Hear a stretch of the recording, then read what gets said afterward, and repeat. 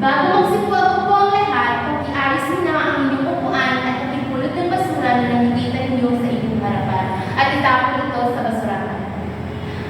Maraming salamat. Maaari na kayong magsipagpupo. Bago tayo magdadako sa ating tatalakayin ngayon, nais kong na ibahagi sa inyo ang mga alituturin sa silid-aralan. Pakibasa, una, respeto at igalang ang bawat isa.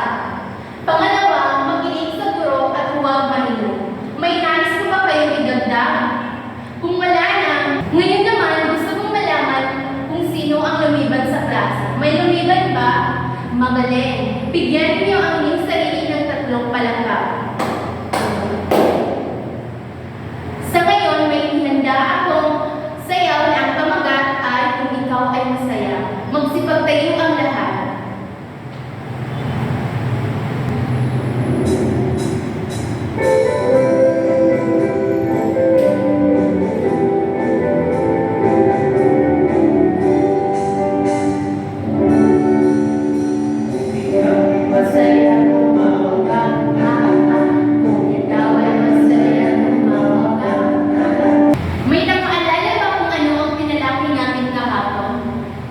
Yes, Magdea. Okay, ang tinalakay natin kahapon ay tungkol sa panghaling pananaw. Naman, dadako tayo sa ating talakayan ngayon.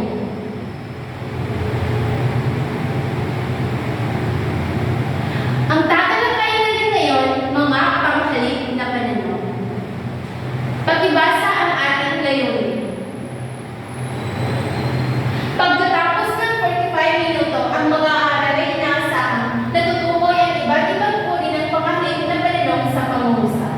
nagkakabuo ng sariling mga halimbawa gamit ang panghalip na pananaw at nagpapahalagahan ang mga paggamit ng panghalip na pananaw sa pamamagitan ng paggawa ng dialogo.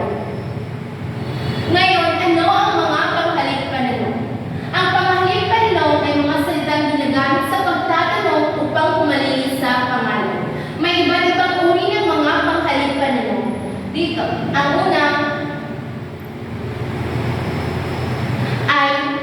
sino? Sino? Ito ay ginagamit upang magtanong sa tao.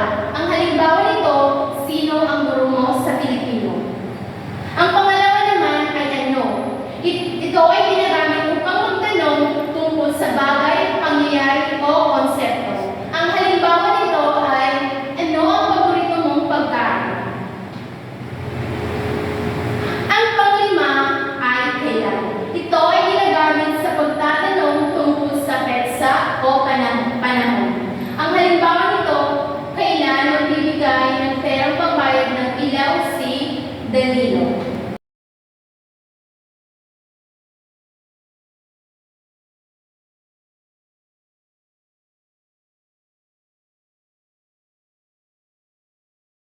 Tayo ay magbabasa ng talata. Kailangan ninyong makinig sa ating babasahin na talata dahil pagkatapos nito, may itatanong ako sa inyo. Ang pamagat ng talata ay ang magkaibigan sina Milo, Miko, at Orly. Masaya ang magkakaibigan sina Mila, Miko, at Orly pagkagaling sa San Mateo. Inimbitahan sila ni Lisa sa pesta ng kanilang bayan noong Sabado. Nasiyahan sila sa panonood ng mga parada, palatuntunan at iba't ibang palabas. Naiintindihan niyo ba ang binasa nating talata, mga bata?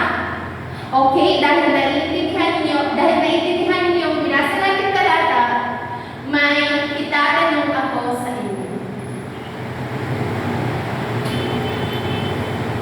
Ano ang napansin niyo sa talata? Okay, Rodette, pakisagot ng tanong. Okay, magaling. Ano ang maaaring tanong batay sa binasang talata? Yes, Gresha. Okay, magaling. Ngayon naman ay may pangkatang gawain tayo. Ang pamagat ninyo, tanong-tanungan, isadulan natin. Ang tanong ko, bumuo ng isang dialogo gamit ang panghalip na pananaw. Ang dialogo ay dapat ay hindi ibababa sa 5 panghalip na pananaw. Isa ito sa klase sa pamamagitan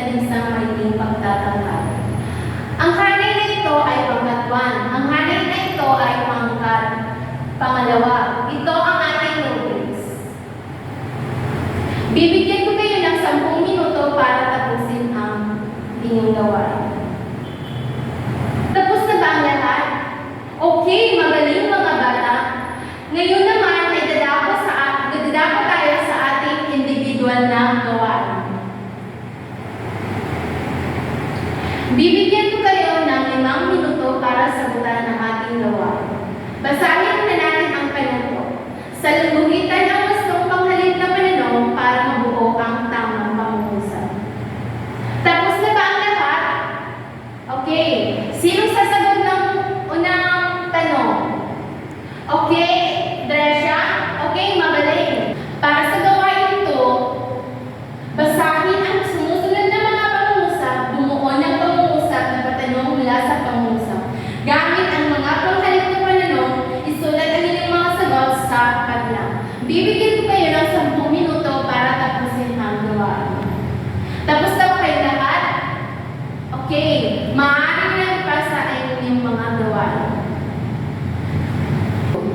Bago matapos ang ating lesson, may hinahanda akong takdang aralin. Panuto, bumuo ng pangungusap gamit ang mga sumusunod na panghalip pananong.